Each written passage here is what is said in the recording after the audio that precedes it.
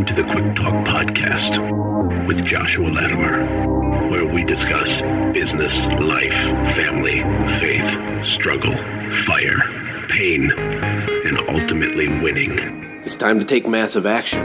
Look, I can't work harder on your life or business than you do. It's ultimately all on you. You know, God created all the food the birds would ever need, but he doesn't put it in their nest. You've got to go get it. 10 out of 10 people die. So how about doing something today that actually matters while you still can? Hey everybody, welcome to the Quick Talk Podcast. Josh here. Hope you're doing very, very well. If you hear some background noise, I know that you kind of hear background noise often because I'm downtown and there's big trucks and we have a lot of soundproofing, but it's not perfect. But I also have a little construction going on a couple offices over from me, so I apologize. But what we're going to talk about is super valuable. And what I want to talk about today has to do with marketing, foundational marketing principles that apply, it's kind of like a framework. And this is one of the ways that I coach and teach people that I help to look at their marketing. Because I work with so many people, I see that people do a lot of things backwards. Now, not everything I say here is, some of it's my opinion, but most of what we're going to talk about really is just the correct way to view your marketing plan, your efforts, right? Most of you guys don't even actually have a written marketing plan, but I want to give you some guidelines. And if you have a pen and paper, this is one of those podcasts that might help you kind of retain more of this so you can actually use it. But here's the framework of how you should view your marketing if you want it to be as profitable as possible. The first thing that you have to understand is that before you're going to craft any type of marketing campaign, you have to understand what marketing is. And the way that I explain it is that marketing has one function. I call it, like with direct mail, the postcards are marketing. They're not sales tools, they're marketing tools. And so the postcard's function is to be a phone call generator. That is its only function, right? Or if you're doing like a Facebook thing, then your only function of that ad on Facebook is to get a click or whatever. And so you need to really remember that, right? So marketing is not sales. Marketing and sales are different. First, you get someone to engage with you or call you, and then you begin the sales process, which is a whole other set of skills and things that you can refine and develop. And you can be really bad at sales and you can be really good at sales. There's really bad public speakers and there's really good public speakers. There's people that are really bad at marketing and there's people that are really good at marketing. But the problem with a lot of small companies that I see is that they don't identify that they're just not good at it because they haven't put in the work, right? I mean, if you think you're going to get on stage at a 10,000 person event and be some like amazing public speaker that makes people start crying and like changes their life, like on your first public speech, that's probably not very, very realistic, right? Like all of these things are skills that you can learn and develop, but you have to know that that's the case. But where you want to start with all of your marketing effort is the lowest hanging fruit. There's no reason to get, a cherry picker and go to the top of the tree when you can reach a whole bunch of apples from the ground where you're standing on foot, right? And the low-hanging fruit goes in this order. So the first piece of low-hanging fruit when you look at marketing has to begin with your current clients. Your business's number one biggest asset is your current book of business. Now, these are people that have raised their hand and gave you money. They already know, like, and trust you. Now, if you started your business last week, you roll your eyes when I talk about this because you're like, well, I only have like 12 clients, Josh. And that's valid. I totally get that. But even if you have 12, still implement the things that we're going to talk about. The first thing you got to understand with current clients when it comes to marketing is we need to look at your current systems, the current procedures, the current way that you do the stuff, the how. How do you try and measure and improve consistently your average tickets? Okay, so the macro title, current clients, the first sub point under this is focus on how do you get higher average tickets. And I could do a whole podcast just on that, and I have. And maybe I'll go deeper on these if you guys give me some feedback on where you want me to go. The second thing is what system have you built? What methodology? How are you consistently getting upsells? How do you identify future opportunities once you're in their home or doing work for them? How do you document them? And how do you follow up with them consistently multiple times so that you get the upsell, right? That's the second subpoint. The third one is referrals. What is the how? How do you, your team, your crews, all of the staff, the people in the field, how do you have accountability and consistency in the way that you ask for referrals? You need to get that in place. And then the next one is reviews. How are you consistently getting and growing the number of reviews? If you get 2 reviews for every 10 jobs you do, how can we get that to 3? How can we get it to 4? How can we get it to 5? Are you measuring it, right? And then the last one under current clients would be what's our strategy? What's your system? How are you getting the clients that you already have that know, like, and trust you? How are you getting them to give you money more often? That's called increasing frequency. And it's a really important thing. So just to summarize kind of the first part of this, when it comes to your current clients, it's the lowest hanging fruit there is. And the things we want to measure and create and make sure that systems exist for are how to raise your average ticket, how to get consistent upsells, how to get referrals on a repeatable, measurable, trackable basis, how to get more reviews, and how to increase the frequency at which they buy, right? Excuse me. So that's really good stuff. Now, these are people who are currently engaged with you. So when I say current clients, what I really mean is active clients. And active clients are anybody, it depends on the industry a little bit, but they're people that have given you money in general in the last 12 to 18 months. If you're in like carpet cleaning, sometimes it can be like 18 to 24 months, I think, or something like that. Don't get hung up on that. Just know, like, if somebody has wrote you a check or paid you money in the last 18 months, let's just call them a current client or an active client. But there's another piece of low-hanging fruit. So now, we don't move on to the secondary piece of low-hanging fruit until we have fully went through and built the systems and really looked at our processes and make sure that we're measuring the right things with all of the stuff I already just said. That's the step one. And the really cool part about what I just said is that none of those things cost money. It's all free. It's all just taking your brain. That's it. You need a little bit of space, you need a little bit of brain, and a little bit of work. Typing on your little computer and filling out a spreadsheet or something, or looking at your literature, or looking at the writing scripts and training your team on it. It just takes you looking at the how you're doing stuff. Okay, so step 2 is, after you've done all the other stuff, is to look at your old clients. These are people that haven't given you money in a couple years or whatever, right? These people do not hate your guts. Well, some of them probably do hate your guts, but it's a much smaller percentage of them than you think it is. And there's this huge fear with service companies to re-engage people that were customers a couple, 2-3 years ago, right? And sometimes people move, sometimes people die, sometimes people lose their job, but it's not forever. Then they get a new job, but you haven't stayed engaged with them, so there's no relationship anymore, right?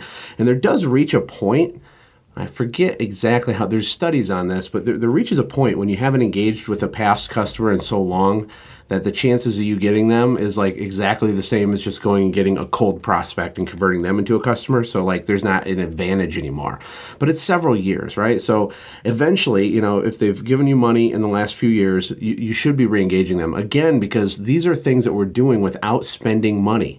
If you have a small business, you want to do all this stuff first before you start throwing money at problems. And this is what I meant when I said people do it backwards, is they try to throw money at all these systems and all these tools to fix their business, but they're not doing the fundamental stuff. They don't have a loyalty program in place. They don't actually stay engaged. They're not a fun brand. There's no humor. There's no just general relationship going forward with their clients. If you don't have that, and you're only focusing on getting new cold traffic clients to give you money, but you don't ever take care of them on the back end, it doesn't make sense and you can't grow.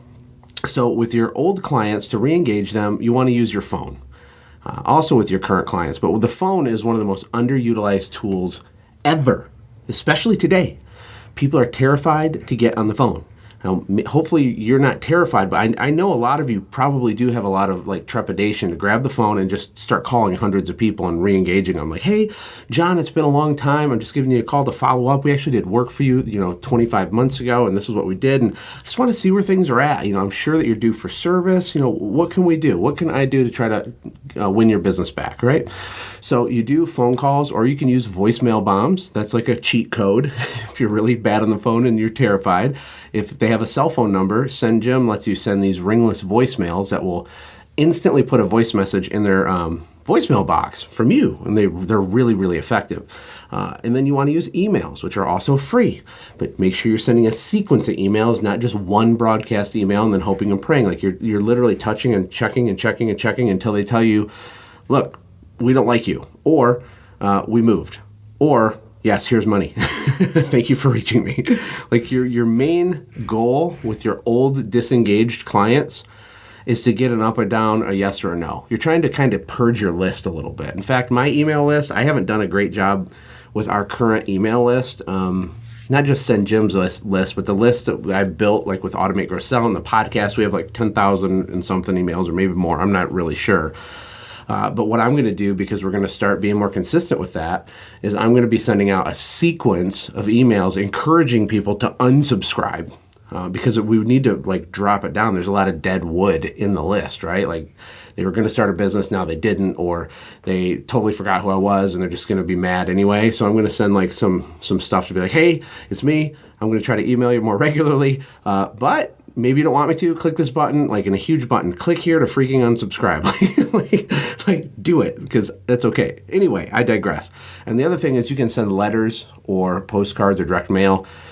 Preferably you do the phone or the voicemail bomb and an email sequence and a letter to your old clients. And what's cool is you're not spending a whole bunch of money to do it, but it's really targeted to people who have already bought from you in the past. Now, after you've done all of that, you've exhausted all those strategies. And just to circle back, you're focused on raising your average ticket and you measure it. You're focused on upsells and you're consistent with your team identifying future opportunities. You're asking for and getting more referrals than ever before because you've tweaked your system. You're getting consistent reviews and you're measuring it. You're getting increased frequency of how often your customers buy from you. Then with your disengaged clients, you're hitting them with direct mail and emails and phone call follow-ups and just hammering them to get a yes or no, an up or down or in or out, whatever. So after that's done, you're kind of like done with the low-hanging fruit. And then we can go on focusing on new customer acquisition. And new clients, for me, I'm a big fan of targeting the neighbors of our current clients.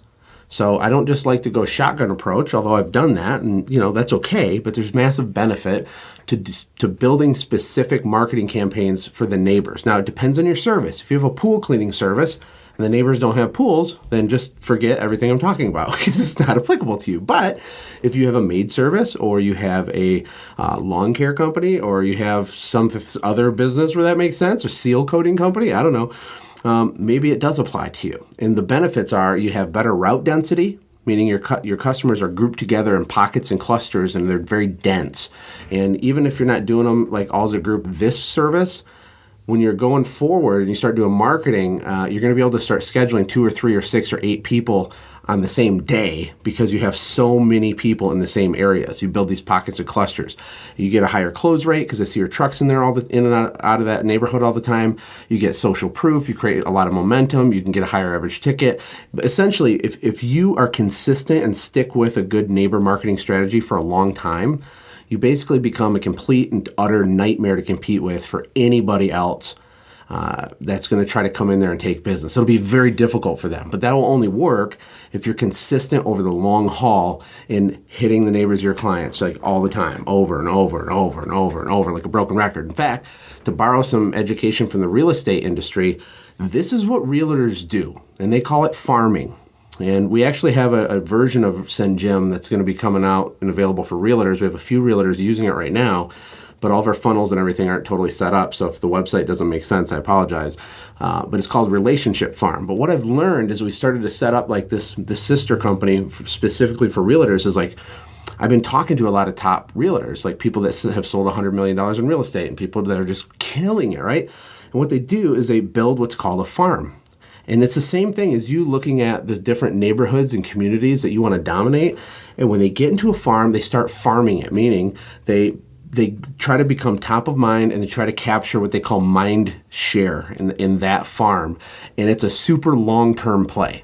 So if you're a new realtor, one of the reasons there's so much turnover in real estate is that if you're in like a hot market, these farms are already locked up. People got them nailed down.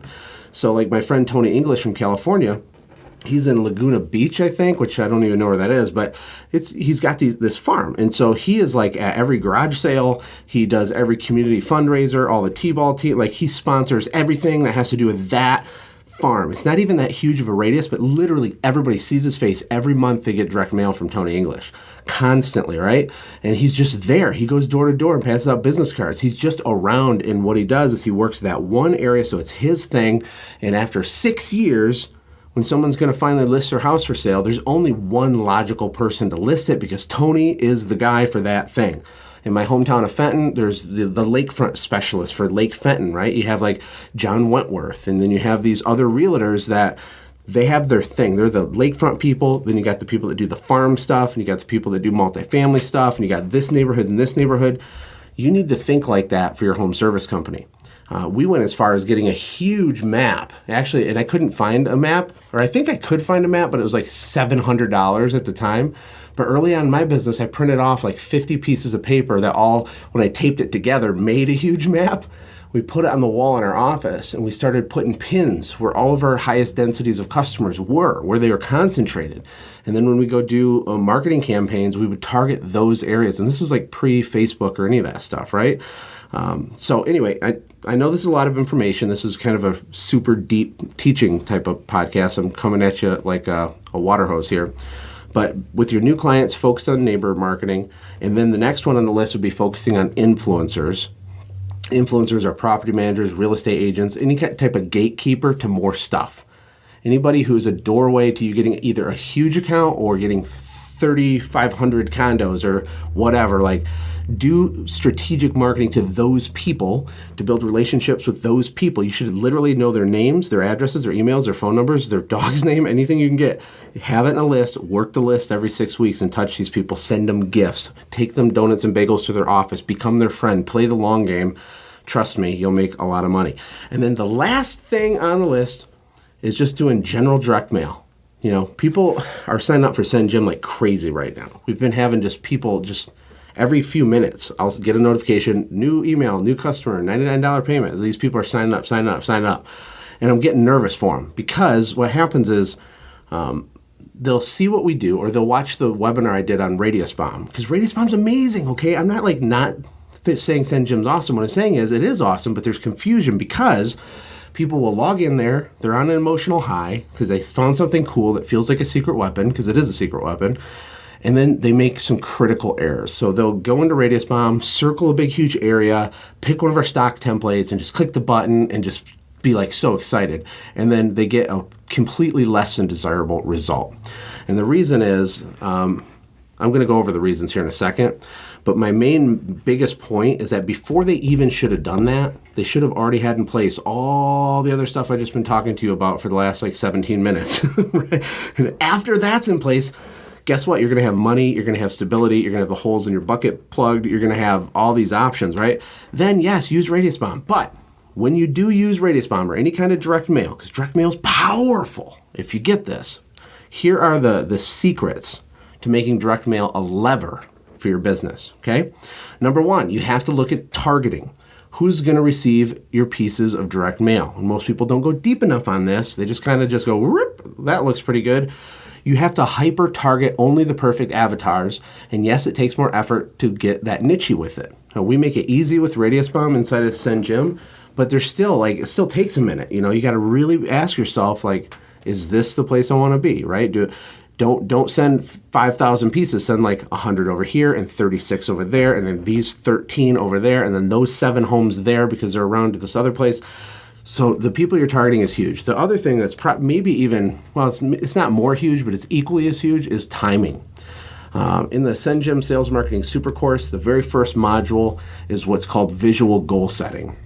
And this has to do with helping you understand when you should be spending money on marketing and when you should definitely not be spending money on marketing or spending less money on marketing. So the time of year that you send the stuff is a huge determining factor. And most small companies that I work with do it backwards. So they'll market when they're slow because they're terrified. But they'll kind of do buffet marketing. They won't go deep because they don't have any money because they're slow. And so then they convince themselves that marketing doesn't work or it doesn't work in their market or something.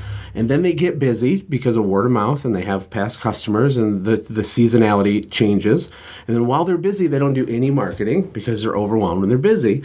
And then it goes down again, they panic, and then they spend all the money they just made during the busy time marketing with really harebrained, like dumb ways because they don't know. So you got to look at the timing. So first targeting, next the timing. You should spend very strategically certain times of the year. The next thing is your offer. Like I see a lot of direct mail pieces come through Send Jim. People upload a custom designed postcard and they'll send it out. And I look at it and I'm like, I'm nervous for people. I'm like, oh my gosh, like I'm not a design expert or I don't have all the answers. But you can't send direct mail out that looks like a brochure with 400,000 pieces of text on it. It just doesn't even make sense. It's not going to convert. Your attention span of the people that get your postcard is seconds. They look at it and it goes in the garbage. They're standing over their trash can while they have the mail in their hand. Think about it. If you put a novel on there, most people aren't going to read it. So your offer has to be really short, really clear, and to the right people, sent at the right time. The next thing is your call to action. Once you have the offer, get your lawn mowed for free the first time, or get, whatever, this amount of stuff clean for $100, whatever, one-time offer, good only till this time, right? That could be your offer, but your call to action is like, what do they do with the offer? Do they scan a QR code? Do they send you an email? Do they call your phone number? What should they expect, right? A lot of times people don't even have that. They don't even have like a call now, or anything like that. And your call to action is huge. And then another huge one is the amount of times that you're touching them with this offer in the message. So assuming you're targeting the right people, you're sent at the right time of year, you have a strong, simple, clean, easy to read offer with not a lot of text, a call to action saying, give us a call by this date, or it's gone forever. That's strong, uses urgency. Then you touch them 3 or 4 or 5 times during the appropriate window of time. That's powerful, right? Can you guys see what I mean here? Can you see where I'm going with this? And then the last few things are like your design. Like, don't use ugly colors. Don't use 5 different colors. Use like 2, or I think maybe it's 2 or 3 max colors on the whole card. Have a professional do it. Don't save $100, $200 to do it yourself. It doesn't make sense. If you get the right card design and it works in your market and you figure it out and test it, it's literally worth millions of dollars in revenue to you. But we're scared to spend a few $100s on it. It doesn't make sense to me. And then the copy, the words on there, like I mentioned. And then the last piece of advice, if you're going deep in this and you're ready to build a real empire, is to start looking at multi-channel marketing. So you're hitting them with the direct mail sequences at the right time, with the right offer, with the right targeting, and you're hitting them multiple touches. The call to action is strong, and your design is good, your copy's good, everything's good. It's working. Now what we do to pour gasoline on the fire is we do geo-targeted Facebook ads with the same type of copy and targeting those neighborhoods you just hit. You start using yard signs and the entryways and exits of all those neighborhoods, right? And then you put your guys' boots on the ground to drop off some door hangers in the same neighborhoods. When you start doing multi-channel, meaning Facebook's a channel, direct mail's a channel, yard signs are a channel, door knocking's a channel, you literally become the overlord master of the universe of your town. And trust me, like the people you're competing against, let me put it this way, if you're listening to this podcast right now at 22 minutes in, and you're actually paying attention to all the boring, nerdy stuff I just said, that could literally change your life if you applied it. If you're still here, you have like a secret weapon that people can't even comprehend. So the real question is, what are you going to do now? Are you going to build a marketing calendar? Are you going to go back to the beginning of this podcast and actually make sure that you're measuring your average ticket so you can raise it? Are you going to start focusing on upsells and identifying future opportunities, getting more referrals, getting more reviews, increasing the frequency, all the stuff I talked about? Are you going to actually do that stuff? Because if you do, you can have anything you want, because sales and marketing is the lifeblood of every single successful business on the planet, period. No exceptions, no excuses. There's no charity coming to save you. You have to figure this out. And unless you want it to take 30 years to build $1 million company, when it could take 3, unless you want it to take 30, you better start going deep on the marketing, because especially with the world we live in now, people are numb. And you have to stand out, and you have to use emotion, and you have to be clever, and you have to be smart. Now, you don't have to be a genius, but you got to pay attention. I hope that was valuable to you. And I don't know. I just hope that was awesome, because I know how good the content is and good the information is. I want to see you guys actually apply it. I want you to email me when you apply it and get massive results, and let me know. Hey Josh, I actually did this. I actually started measuring how many referrals we get per 10 jobs. I started measuring how many reviews we get per 10 jobs. It only takes me 3 minutes a week, but now that I'm paying attention to it, it's been going up, Josh, and we're getting more social authority on Google, and we're getting more clients and whatever. I want you guys to win. So go out there and win. I will talk to you tomorrow. Take care. God bless. Hey, thanks for hanging out, friends. And from all of us here at the Quick Talk Podcast team, we hope you loved today's show. We hope that you were inspired to become a doer and not just a listener. Apply what you've heard today in your own business and watch things change for the better. Lastly, remember that all the money in the world can't save your soul. Seek first the kingdom of God, my friends. We'll see you next time. For more information about the Quick Talk Podcast or Joshua's other businesses, visit our website, quicktalkpodcast.com. Have a blessed day.